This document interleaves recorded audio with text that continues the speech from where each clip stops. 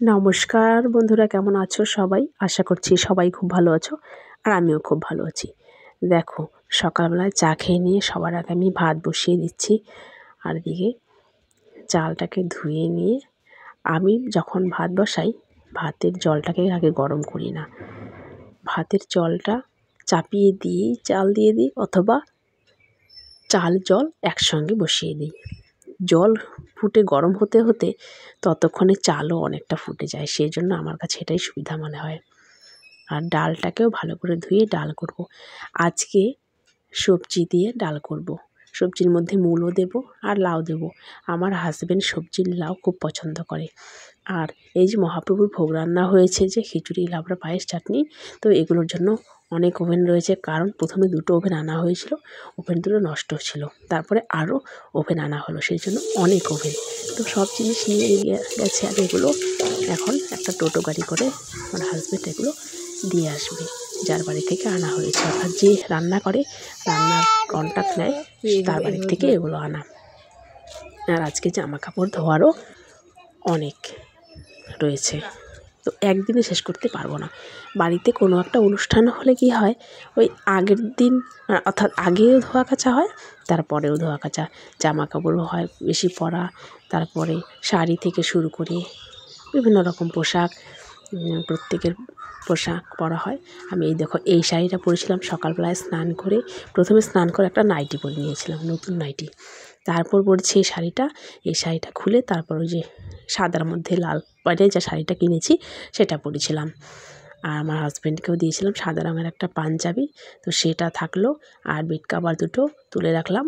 তো কালকে এগুলো কাচবো, একদিনে তো কাছাকাছি সম্ভব হয় না।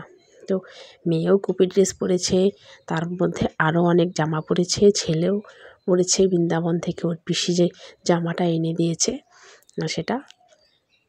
তো এদিকে জামা কাপড় গুছিয়ে রেখে এসে, গুছিয়ে বলতে ওই মেলে রেখে এসে এবার বিছানাগুলো গুছিয়ে নিচ্ছি।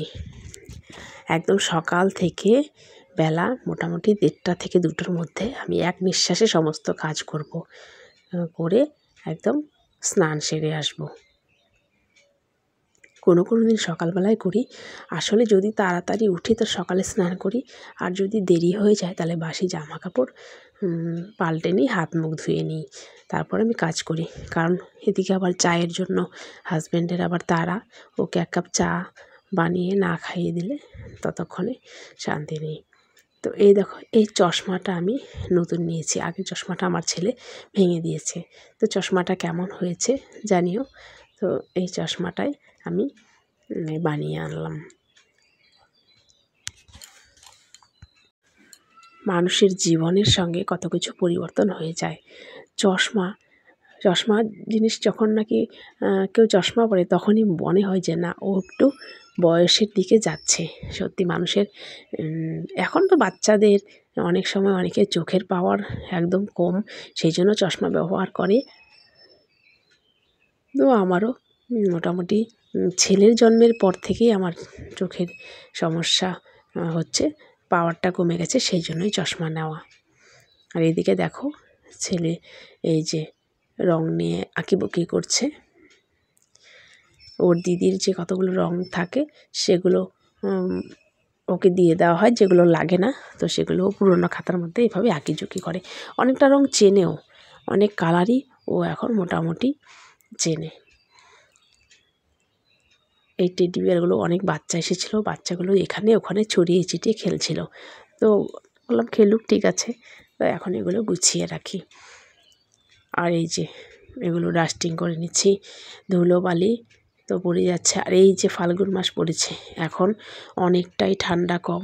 এখন দেখবে দিনের বেলায় সোয়েটারটা না পরলেও হয়, সন্ধেবেলাতেও অতটা ঠান্ডা লাগে না, অনেকটাই ঠান্ডা কমে গেছে। ওর ড্রেসিং টেবিলটাকে এখন একটু ধুলোটা ঝেড়ে নিচ্ছি।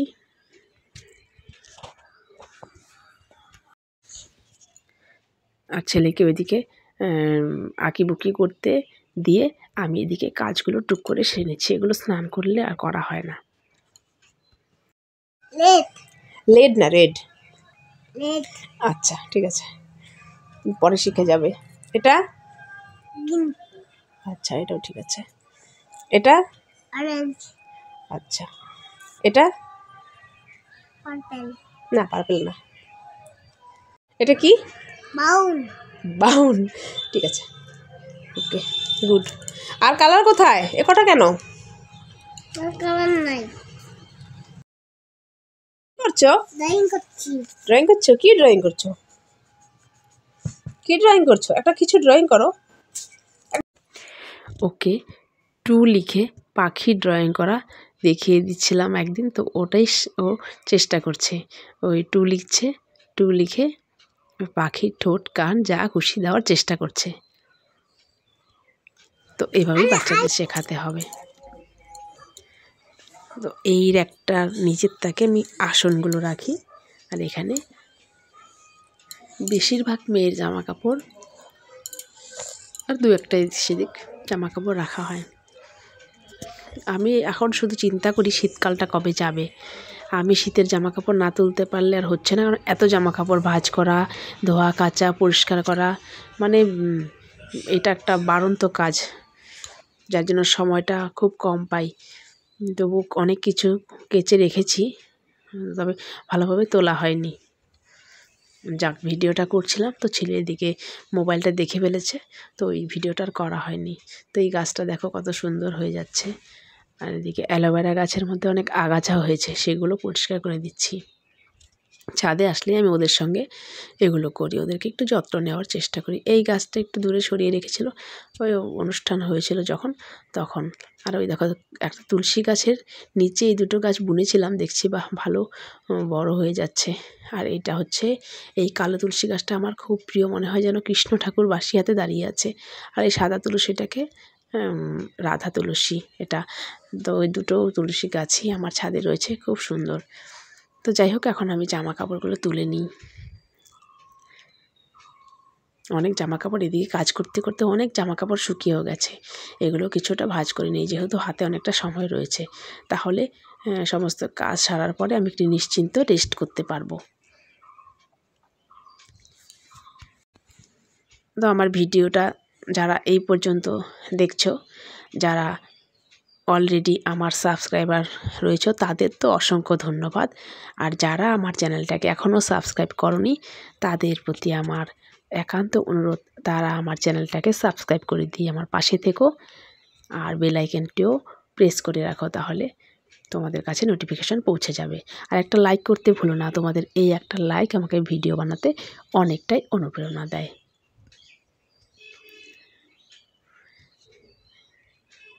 তো ওই দেখো লাল পাড় সাদা শাড়িটা, যে সেই শাড়িটাকে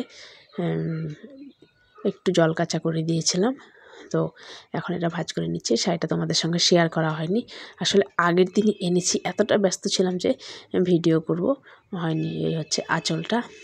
তো শাড়িটা খুব কম দামের মধ্যেই, সুতির শাড়ি, তো খুব সুন্দর হয়েছে, সবাই বলছিল শাড়িটা খুব সুন্দর।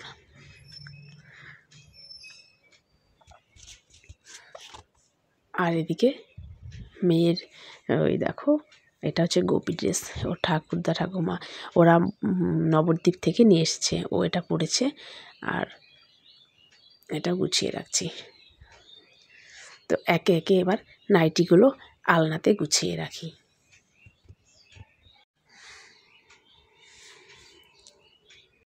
আর ভিডিওর শেষে আমার পরিচয়টা এবার আমি দিয়ে নিই।